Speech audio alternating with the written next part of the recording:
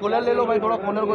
बड़े पैमाने पे यहाँ पे एमआईएम का 2 रोज़ा प्रोग्राम है, क्या कहेंगे इस बारे? देखिए, मुमरा ने हमेशा मजलिस का साथ दिया है।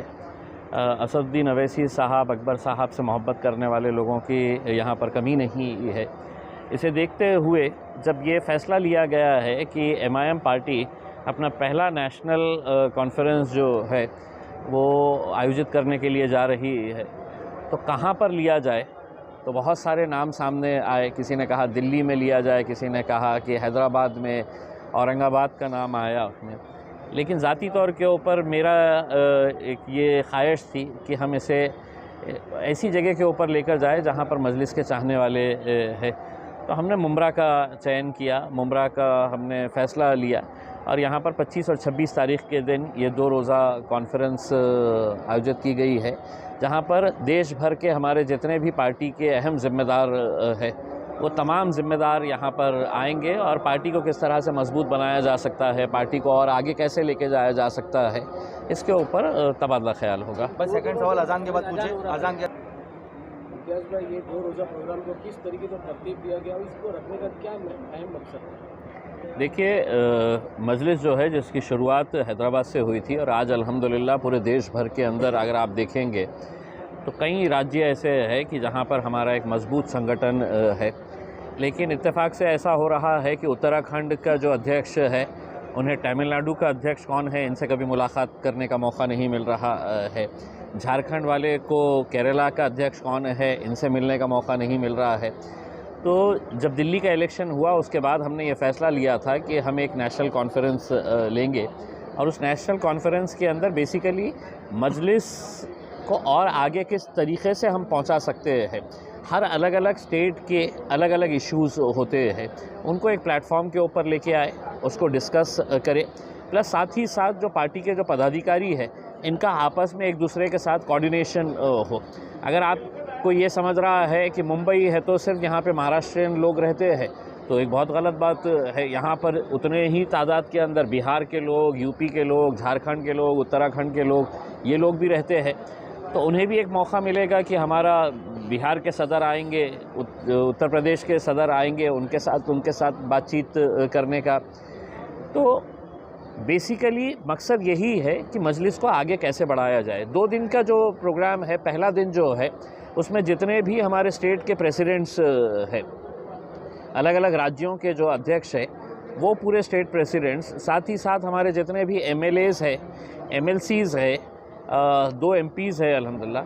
तो ये सब एक बंद उसमें हॉल में दिन भर वो मीटिंग चलेगी और हर स्टेट के प्रेसिडेंट को हमने 20-20 मिनट का वक्त दिया है कि आपके स्टेट की आप रिपोर्ट पेश करें, आपके स्टेट के क्या इश्यूज़ है, वहाँ पर हम मजलिस किस लेवल के ऊपर है, हम कहाँ तक उसको बढ़ा सकते हैं, कैसे बढ़ा सकते हैं। ये 20-20 मिनट का प्रेजेंटेशन रहेगा और इसको सुनने के लिए, इसके ऊपर डिस्कस करने के लिए पार्टी के जो हमारे मेन लीडर्स है, बैरिस्टर असदुद्दीन अवैसी साहब, अकबर अवैसी साहब, ये दोनों भी मौजूद रहेंगे। तो एक तबादला ख्याल करके पार्टी को आगे ले जाने के लिए रणनीति तय की जाएगी। और दूसरे दिन जो है वो मुमरा में हमारे जितने भी देश भर के जो ऑफिस बेरर्स है, डिस्ट्रिक्ट प्रेसिडेंट्स, आपके स्टेट बॉडी के जो ऑफिस बेरर्स है, तालुका प्रेसिडेंट्स है, सिटी प्रेसिडेंट्स है, अलग अलग जो सेल्स होते हैं उनके प्रेसिडेंट्स जो है, ये लोगों को सबको बुलाएंगे और सबको बुलाकर इनके अपने भी सुझाव, इनकी अपनी भी कुछ शिकायतें अगर होंगी तो एक नेशनल प्लेटफॉर्म के ऊपर लेकर आएंगे और उनको सुनेंगे। सुनकर है तो मजलिस को आगे बढ़ाने का काम करेंगे। इम्तियाज़ भाई, आने वाले वक्त में यहाँ पे 3 सेशन में चुनाव होंगे, कॉर्पोरेशन का, असेंबली का और पार्लियामेंट का। मजलिस इस वक्त महाराष्ट्र की सियासत को कैसे देखती है? देखिए, हम तो सोफे पे बैठ के तमाशा देख रहे हैं सर, और बड़ा मज़ा आ रहा है हमें ये लड़ाई का मंजर देखते हुए। अब हमारे अब इत्तेफाक से ऐसा हो रहा है कि अब हमें कोई निशाना ही नहीं बना रहे हैं, वरना हर एक के निशाने के ऊपर हम ही हुआ करते थे। अब यही आपस में इतने लड़ रहे हैं कि इन्हें फुर्सत ही नहीं है कि MIM के ऊपर कुछ निशाना साधें करके उसमें। अच्छा है, आने वाले 3 जो चुनाव है उसमें क्या भूमिका रहेगी मजलिस? देखिए, हम अगर ये महाराष्ट्र के अंदर कर रहे हैं तो यकीनन MIM जो है वो पूरी ताकत के साथ सभी इलेक्शंस के अंदर उतरेगी।